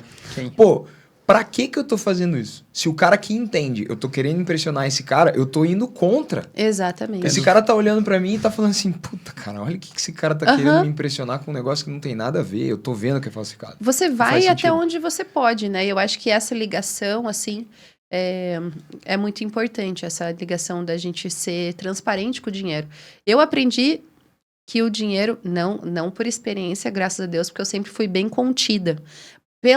Pelo meu avô ter esse negócio do vai acabar, né? Ele passou isso para minha mãe também, do meu dinheiro não dar em árvore, dessa escassez, e a minha mãe conseguiu multiplicar. Minha mãe teve prosperar, teve uma vida financeira muito legal, era concursada, trabalhou no CRC como uma funcionária pública federal, sempre ganhou bem, mas essa relação dela com o dinheiro de escassez eu já melhorei. Então, a gente vem melhorando ao longo das gerações. Mas eu sei que dinheiro também não suporta desaforo, né? Perfeito, que é o que excelente. ele estava falando sobre o gastar, gastar, gastar. Então, eu tento, assim, ser bem contida, bem equilibrada, né? Consigo e passar para o Rafa que esse equilíbrio é o equilíbrio necessário. É o que tem que acontecer, né? Não, e que nem esse assunto de gastar coisas que a gente... para impressionar os outros. E... recentemente também fiz outra conta, olha, várias coisas estão surgindo, mas você adiantar algum sonho que você não deveria fazer naquele momento pode custar, às vezes, anos da sua vida. Então, por exemplo, você comprar aquele apartamento, aquela casa financiada que você não precisaria naquele momento, você pode, às vezes, atrasar uma década da tua vida por uma decisão impulsiva, totalmente emocional. E o Arthur gosta de dizer que contra números não há argumentos. Então, eu ia comentar isso agora. Porque toda vez que a gente fala disso, a gente está trazendo aqui dados matemáticos. Com certeza. Quando você coloca uma questão emocional na equação, acabou a discussão.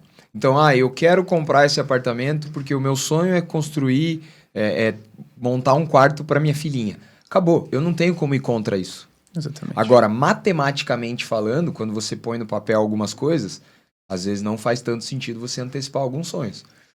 Só que é difícil. É difícil. É difícil porque a gente vive numa sociedade imediatista. Perfeito. A gente não sabe esperar. Essa espera, eu entendo que a vida é imprevisível, né? A gente pode estar falando aqui sobre guardar, poupar, e pode ser que a gente morra ali no acidente de carro. Eu entendo que a vida é imprevisível. Mas e se a gente não morrer? O que a gente vai fazer? Tem mais chance de viver do que de morrer. Exatamente. Tem mais chance de viver, tô há mais tempo viva, né? Tô mais tempo vivo do que morto. Exatamente. Então, assim, tem mais chance de viver. Então, a gente precisa pensar nisso também. Eu entendo essa questão da antecipação do sonho, mas eu acredito que é em qual nível é essa antecipação. Isso. Então, por exemplo, a gente tem... Quanto que isso vai te impactar, Quanto que né? isso vai te impactar? Então, o teu sonho é ter uma piscina? Ou é, tipo, uma piscina pode ser que agora você não pode pagar, mas, vai vir o verão, meu sonho é piscina. Você dá um jeitinho aqui, um jeitinho ali, pode ser que você consiga esse sonho, né? Ou o teu sonho é uma X6 zero, que daí não é uma piscina, né? Então, você pode esperar um pouquinho para esse sonho. Então, eu acho que você tem que avaliar, assim, né? Se realmente você precisa do que você está sonhando. E a clareza de você colocar esses números que ele falou... é você olhar para você tomar uma decisão racional, né? Porque Exato. muitas pessoas, e acredito que a maioria das pessoas que estão assistindo isso aqui, eu vou chutar um número maluco aqui, 95% nunca fizeram essa conta. Então, não, cabe na parcela, é isso, bora. Então, quando você coloca isso em números, às vezes você fala assim, eu tô apto, eu quero realmente, talvez, atrasar 5 anos aqui a minha vida, porque é um sonho muito grande meu. Ou não, acho que eu consigo esperar. Então, essa clareza, e o nosso trabalho é justamente trazer isso, né? Eu gosto de falar para meus clientes assim, meu trabalho é que você tome decisões racionais. Você não vai tomar nenhuma decisão emocional, e se você tiver emoção, eu vou te segurar para você falar, que tá aqui os dados e números, que é mesmo? Manda bala. Entendeu? Então, acho que você desconectar isso é bem difícil, e até difícil pra gente como consultor, mas é necessário. Perfeito. Porque quando você tem informação, quando você tem dados, quando você é educado, você toma uma decisão mais correta. E se depois de tudo isso você analisar e entender que ainda assim você quer, tá tudo bem. A gente não é contra as pessoas aproveitarem o dinheiro de maneira nenhuma. Eu sou o maior defensor de que você tem que viajar quantas vezes forem possíveis. Uhum. Você tem que viver experiências o máximo que for possível, mas planejado. Com certeza. É isso. O ponto para mim é esse. É planejamento para o que você quer fazer. E aí você pode realizar o que você quiser. E eu gosto também de uma relação que eu tenho com o dinheiro. Por exemplo, eu gosto de ir na feira. Eu gosto de gastar meu dinheiro na feira. Cara, eu tô comprando Artesanato. fruta. Eu tô comprando fruta. Eu tô fomentando o mercado local, que é o meu bairro. Eu tô dando dinheiro pro tio do pastel. Eu adoro dar dinheiro pro tio do pastel.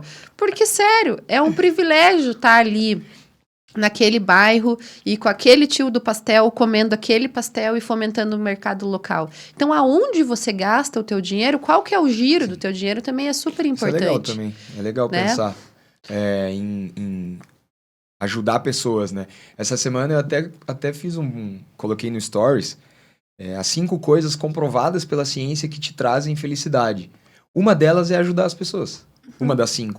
Tem dinheiro, tem algumas outras coisas envolvidas, mas todas elas passam por ter experiências e uma delas em ajudar pessoas, elogiar pessoas, que é isso que você está falando.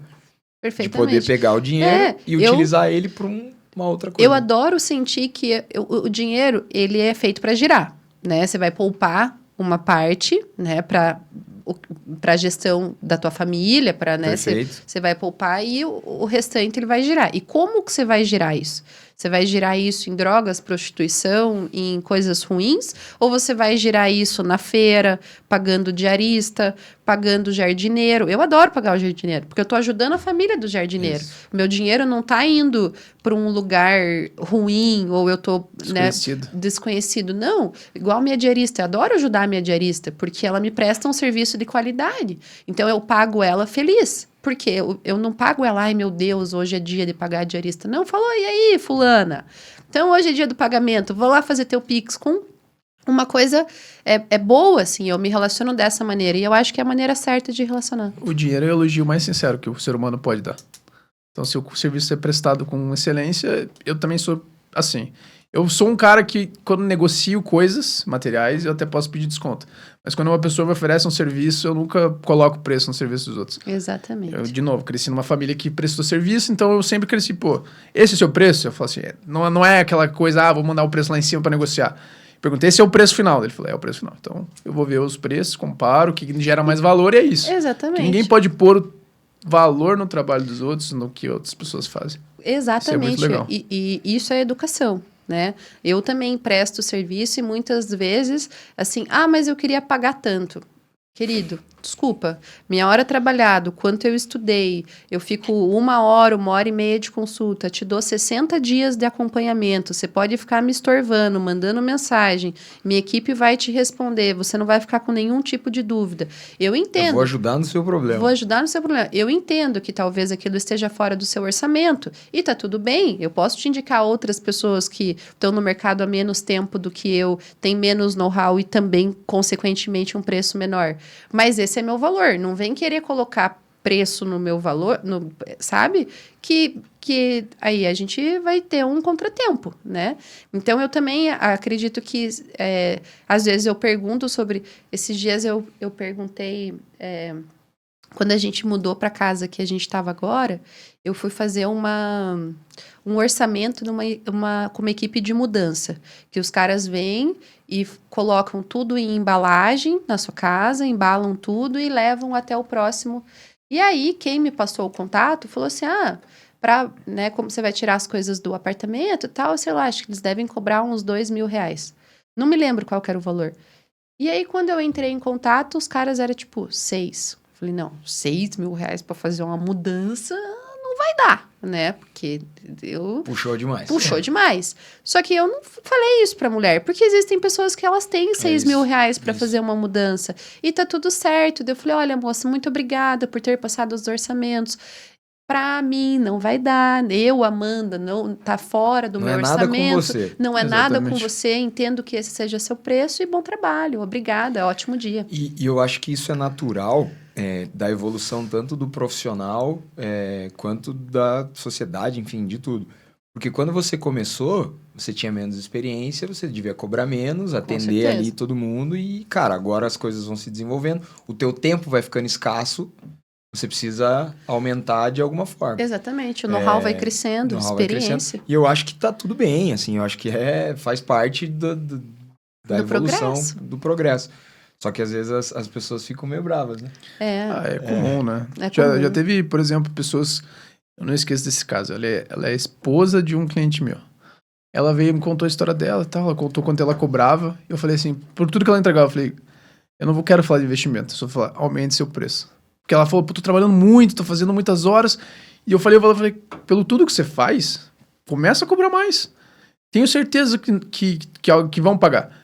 Deu 1, 2 semanas. Ela disse, eu dobrei meu preço, tá todo mundo, reduziu a carga, eu tô ganhando mais. Cara, e aí vem aquele pensamento de escassez versus essa abundância que a gente tem. Então, eu acho que a gente é um pouco o inverso da antiga geração, que a gente valoriza muito. Pelo menos eu valorizo muito o meu trabalho. Sei que eu entrego valor e eu não tenho medo de cobrar. Então, até a gente tava conversando antes sobre isso. Eu vejo que, assim, quando eu vou cobrar um cliente, eu não tô pensando assim, será que eu vou cobrar? Ele vai ficar assim. Eu entrego tanto valor que eu acho um serviço muito barato. Se a pessoa falar, não, cara, tudo bem, tem gente que paga, entendeu? Exatamente. Então, eu acho que essa percepção também tem que vir da pessoa e entregar esse posicionamento de valor também. Mas isso é uma questão de autoestima. A gente não foi ensinado a se valorizar. A gente foi ensinado a... Fica quieto. Você não pode falar assim com um adulto. Você é sempre... Nunca ninguém falou com a gente baixando assim. Pois não, diga, filho, o que você precisa. É sempre, fala, o que você quer. Então, a gente foi criado muito inferiorizado. Porque os nossos pais foram criados. A criança não sentava na mesa. Verdade, tinha a mesa das crianças. Por quê? Porque você não era nem humano. Era a mesa das crianças. Nossa senhora. Até Não. hoje eu participo da mesa das crianças. Até hoje eu não saí dessa mesa. Então, assim, porque você não era... A gente não foi... você já imaginou esses dias o colega de partido falou assim pra mim, porque o meu maior arrependimento é ter tido um filho só. Que hoje ele não quer ter filhos. E o meu maior sonho seria uma mesa cheia de criança discutindo política comigo. E eu fui pra casa pensando, falando assim, caraca, cara, você já imaginou eu, criança, discutindo política com a minha avó? Tipo, a minha avó tava nem aí, senta lá na mesa das crianças. Não, a minha avó foi uma ótima avó, mas assim... Sim, diferente. É diferente. Então, hoje... É uma outra criação. Você já pensou? Sim, realmente, a gente tem que discutir política com a criança, porque eles são o futuro. E o que a gente coloca desde pequenininho, o que a gente coloca eles para assistir, os livros que eles leem, os papos que eles participam, tudo isso vai influenciar na formação do humano lá da frente. Então, a gente tem que trazer eles para perto e não para longe. Então, isso já é uma outra visão de educação e, junto com isso, já é uma outra visão de dinheiro, de como a gente se relaciona com os bens e com as pessoas. É isso. Mostrar, inclusive, né, que por trás dos bens existem outras coisas, que não Com é só certeza. aquilo. Bom e velho além do dinheiro, né? Muito além do dinheiro. Que legal. E às vezes eu percebo, assim, que isso que a gente tava falando de precificação de trabalho, às vezes quando a gente fala com pessoas próximas, a gente fica com mais receio ainda de cobrar ou de falar, pô, a minha consulta custa tanto. Pô, mas, cara, a gente é amigo, a gente é família. Pô, mas olha aqui, cara, olha o tanto que eu estudei, olha o tanto que eu fiz. E às vezes rola essa trava, né? Sempre rola. E as pessoas também, eu acho que esse jeitinho brasileiro me incomoda muito, sabe? Você pode só fazer uma receita? Pô, só rapidinho. Esse carimbo na receita... Pô, foram anos. Pra chegar nesse não carimbo. É só uma receita. É tipo chegar para o advogado e falar assim, você pode só olhar esse contrato aqui para mim? O nosso você só pode montar uma carteira de investimentos aqui. Pode dar uma olhadinha rapidinho se estão fazendo tudo certo aqui. Isso aí é meu trabalho, lógico, só pagar. Pode, é só pagar, só pagar. Eu vou ver com o maior prazer. Exatamente. Então, hoje eu já cortei um pouco, assim, sabe? Já cortei aquele primo que nunca fala com você e fica te mandando mensagem. Você pode ver meu exame? Pô, cara, você não fala comigo há 3 anos. Aí você vem mandar uma mensagem pelo Facebook perguntando se eu posso ver teu exame. Você é folgado demais. Não sabe? vou ver nem ferrando. Tipo assim, antes eu falava, nossa, não posso responder o fulano, ele é meu primo. Hoje eu mando, estou em viagem. Tchau. Vá procurar outra pessoa, vá procurar o que fazer. Ou fale que a minha secretária pague minha consulta e aí... eu não quero ser mal educada com esse primo. Eu ia falar isso agora, assim, a gente não tá querendo passar a impressão Exatamente. de que não atendemos ninguém. Cara, Não acho é que todo arrogância, mundo tem pro não. bono aqui, né? Com Todo mundo atende. Com certeza, Todo mundo faz atende parte do business. Faz parte do business. Mas também não pode virar uma... Sabe que de novo, além do dinheiro que acredito que nós três nessa mesa aqui fazemos as coisas por um propósito, né? Exato. Com Então certeza. tem coisas que nem se falou do pro bono, tem pessoas que a gente acaba ajudando, que a gente sabe que não tem a condição, ou não é o perfil de cliente que a gente busca, mas existem coisas além da remuneração, né? Então você quer você entrou nesse negócio por algum motivo. Com certeza. E aí tem os E seus tem momentos, diferenças, né? De você ter uma dúvida do que você querer um serviço. Então, pô, tô com uma dúvida, cara... Doutora Amanda abre a caixinha de perguntas, pode mandar suas dúvidas o quanto você quiser. Ela vai responder para você com o maior prazer. Exatamente. A mesma coisa com a gente. Mas quando a barreira passa, que é o problema, né? Isso, mas assim, o meu Instagram, se eu não colocar limite, hoje eu tenho uma mensagem automática no meu Instagram, que assim, se a pessoa quer consulta, a pessoa entra em contato ali pelo nosso número e agendamento de consulta. Porque o meu Instagram é uma loucura. É assim, ó, às vezes eu abro... Oi, tudo bem? Eu sou o fulano de tal, tenho tantos anos, estou em uso do óleo tal, Mas uma história. Mas esse óleo está me dando enjoo, mas daí eu já baixei para 5 gotas, o que devo fazer? Pô, o cara se consultou. Sim. Ele se consultou. O cara se consultou pelo Instagram. Eu falo assim, olá, fulano de tal, tudo bem? Nosso número para agendamento de consultas é... obrigada pelo contato, um excelente dia, sempre muito educado. Sim, sem dúvida. Mas o fulano, tem nada a ver com isso. Esses dias mandou uma mulher lá, porque eu estava usando o óleo de 10 mil miligramas, daí fui ao médico e aí ele falou que era para eu mudar para o óleo de 1.500 miligramas. O que você acha que eu devo fazer? Nossa. Oi?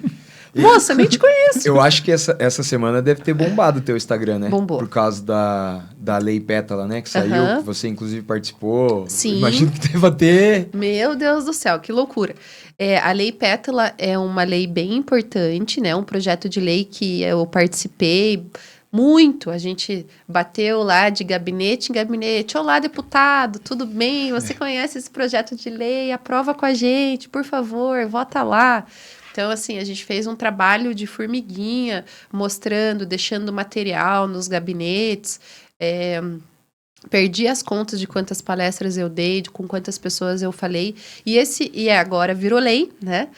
A Lei Pétala é uma lei que cria acessibilidade a produtos à base de cannabis para pacientes paranaenses que precisem do medicamento. Que legal. Então, hoje, como que funciona? Só que, infelizmente, comprando produto importado, deixando o nosso dinheiro lá fora. Um passo de cada vez. Um passo de cada vez. Vamos com calma. O primeiro passo a gente já viu. Já estão podendo usar. Exatamente. Eles já estão podendo usar. Um passo de cada vez. E aí, onerando também os cofres públicos, né? Porque onera muito. Sim. Mas eu fiz um vídeo, como o Arthur mesmo sabe, falando que daí a galera ficou, ai meu Deus, mas a Lei Pétala, vamos dar dinheiro para os gringos. Calma, um passo de cada vez. Foi o videozinho que eu fiz, falando, calma, gente, já é um avanço, já é um ganho, né?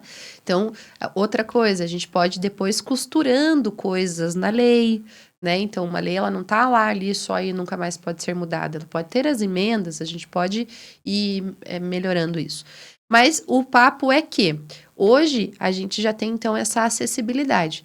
Se você tiver um paciente com epilepsia, você vai até o médico, pega a prescrição da cannabis, pega o laudo médico, vai até junto ao advogado e esse advogado entra através de uma judicialização. Judicialização é um processo para que o Estado banque aquele medicamento. E hoje, através da Lei Pétala, o Estado é obrigado a bancar esse medicamento se você realmente tiver comprovação de necessidade. Então, que legal. Um avanço absurdo. É absurdo, né? Tem muita coisa para trabalhar? Mas lógico que tem. É um grande primeiro passo. A gente precisa começar de algum lugar. Perfeito. Né? Então, mesma coisa da PL 399. A PL 399, que é a do deputado Luciano Dutti, né? Que é que ele está abordando na PL 399 que a gente desenvolva estudos aqui para cannabis e tal. Abrange várias coisas, mas não abrange o autocultivo, né? Lá no Uruguai, eu acho que se você é paciente, você pode ter até 5 plantas na sua casa e não ser preso. Não sei se esse é o dado correto, 3 ou 5 plantas. E a PL 399 não abrange isso. Então, eles estão super, assim, a população do meio e tal, tá super, ai meu Deus, porque a PL é ruim. Não, gente, a PL é um passo, vamos começar estudando. E aí depois a gente pode ir costurando na lei o autocultivo. Então, as pessoas são high demand, né? Elas querem tudo para ontem, nunca estão satisfeitas, né? Ou, por exemplo, lá o julgamento lá da cannabis é que a partir, se fosse votado e tudo certo, iriam diferenciar o usuário do traficante e as pessoas poderiam portar até 10 gramas de cannabis sem ser preso. O povo tá brabo. Pô, só 10 gramas? Antes era nada? Antes era nada. Eu falei pro Caio hoje, eu falei, mas amor, até ontem era nada. Era 0. Por que você quer aportar mais de 10 gramas? Você tá indo vender? Não, né? Então, assim... Tá ótimo. Tá ótimo. Aí isso volta ao que a gente tava falando, que as pessoas elas querem adiantar as coisas, não têm a paciência de um passo de cada vez, que em pequenas coisas que se tornam hábitos, que aí a gente vai construindo uma sociedade que já se acostumou com isso. Aí 10, vira 50, vira 100. É natural. Não é uma quebra de... Exatamente. Eu estou aprendendo que a graça da vida é a trajetória, é a escada. Excelente. Sabe? Perfeito. Não tem mágica. É isso. Quem entra no mercado da cannabis, eu lembro que eu conheci uma pessoa no mercado da cannabis que ele já fez, assim, nesses 5 anos de mercado que eu conheço ele já tentou várias ideias mirabolantes. Nada nunca dá certo, porque ele tá buscando um jeito de ficar rico rápido. Isso não vai acontecer. Um clássico. É, o Um bilhete clássico. É o premiado. bilhete premiado. É o bilhete premiado. As 5 dicas infalíveis pra Ficar rico alguma com coisa. cannabis. ficar rico com cannabis. Exatamente. Isso não vai acontecer. Ele falava assim, nas primeiras reuniões, quando eu conheci, ele falava assim, porque meu filho precisa chegar de helicóptero na faculdade. Tipo, oi? Nossa, Tá o propósito, muito errado o propósito e tá todos os alinhado. sentidos. Teu propósito, assim. errado. E, doutora Amanda, deixa eu até aproveitar aqui que o papo tá bom. A gente poderia ficar mais umas 2 horas aqui. Facilmente. E isso é um bom sinal, porque tem muito conteúdo. Só que aqui a gente está fazendo, né, um quadro que foi ideia do Arthur para disseminar o conhecimento de um convidado para o outro. E no anterior, o Renato, que veio aqui no último podcast, ele falou um livro que, sei lá, ele falou que ele não lembrava o nome e se enrolou. Ele falou assim, então faz o seguinte, ele me falou em off, troca pelo Poder do Hábito. A ideia é assim, ó. A gente quer saber qual o livro que mais impactou a sua vida. Então a gente queria que você falasse ele para nós, explicasse o porquê. E esse livro que você falar, a gente vai entregar para o nosso próximo convidado. Perfeito. A gente trouxe o Poder do Hábito, que foi o livro que o Renato indicou em off, porque o livro que ele falou, ninguém encontrou, nem a Amazon tem o livro que ele indicou. Então, primeiro, a gente queria te dar de presente o Poder do Hábito. Muito obrigada. Não sei se já leu. Não sei se você já leu, mas Não, se eu não ainda não é... Inclusive, é legal o que a gente tava falando, na questão do poder do hábito. Pequenas coisas repetidamente feitas e qual é o benefício disso. Então, por coincidência, casou com o nosso papo. E aí a gente queria saber o seu livro e o porquê que ele impactou a sua vida. Bom, eu tenho vários livros, né, que impactaram minha vida, mas eu acho que o que cabe aqui no podcast, com certeza, o que me direcionou muito, é Os Segredos de uma Mente Milionária, né? Então, T. Harv Eker. Exatamente. Que eu, assim, aprendi muito no livro e eu acho que ali foi o meu primeiro start para começar a pensar internamente sobre a minha relação com o dinheiro, né? O livro traz isso, muito dessas falas do meu dinheiro não nasce em árvore, né? Então, e ele mostra isso que a gente citou e que a gente vem conversando, que as gerações passaram essa escassez para nós. Ele fala muito de hábito também nesse livro, né? O hábito do dinheiro, de você poupar quando você tem pouco para quando você ter bastante, isso já tá como um hábito na sua vida. Exatamente. Mas o que mais me pegou, assim, eu acho que o mais marcante desse livro é que ele fala assim, os grandes milionários cumprem com seus compromissos. Isso, pra mim, assim, eu gostaria de colocar isso na minha testa. E eu me lembro disso o tempo todo, porque eu, como mulher e como mãe, eu tenho uma demanda muito intensa. Se eu não tiver a disciplina de cumprir com os meus compromissos, eu sempre tenho uma desculpa, porque eu sou mãe e tenho uma criança de 1 ano. Então, o meu filho fica com febre, tá? Eu poderia falar assim pra você, Arthur, eu não vou hoje. O Rafa tá doente, e ele tá mesmo doente, né? Mas você faria, não, mãe, Tá tranquilo, tá tudo bem, né? Tá tudo certo. Mas eu jamais farei isso. Porque amanhã ele vai ter outra demanda. Amanhã ele vai estar com o nariz escorrendo. Ou amanhã a minha diarista vai faltar. Coisas sempre vão acontecer. E se eu me esconder atrás dessas coisas, eu jamais vou ser bem-sucedida. Então, eu não falto com os meus compromissos. Se você marcar qualquer coisa comigo, faça chuva, faça sol, eu estarei lá. Eu posso estar indisposta, eu posso estar com Covid. Eu já fiz reunião online com Covid, com as costas doendo e eu sentada assim, tipo, cara, eu vou cumprir com esse compromisso. Porque se eu tô aqui em casa e se a pessoa tá me esperando para fazer uma apresentação, para mostrar um negócio legal, nem que eu não queira o produto, nem que eu não queira aquele serviço. Na época, era uma menina do marketing, que tinha feito todo um projeto de marketing. Eu não quero, porque eu não preciso, sabe? Sim. Eu gosto de eu mesma fazer meus vídeos e tal. Eu acho que eu ia perder... Essa essência. Sim, mas mesmo com o Covid, eu sentei online, ouvi toda a proposta, vi todo o material de apresentação. Deu atenção pra ela. Com muita educação. E aí, quando eu desliguei, eu pensei, caraca, o livro. Milionários cumprem com seus compromissos. Eu sou uma milionária. Eu sou uma milionária. Cara, mantra, gostei ô Mandy, doutora Amanda, desculpa por ter o apelido. Eu sabia que em algum momento eu ia pecar. Cara, foi aos 48 do segundo tempo. Ela deu a deixa. Já deu a liberdade. Vamos para as últimas duas.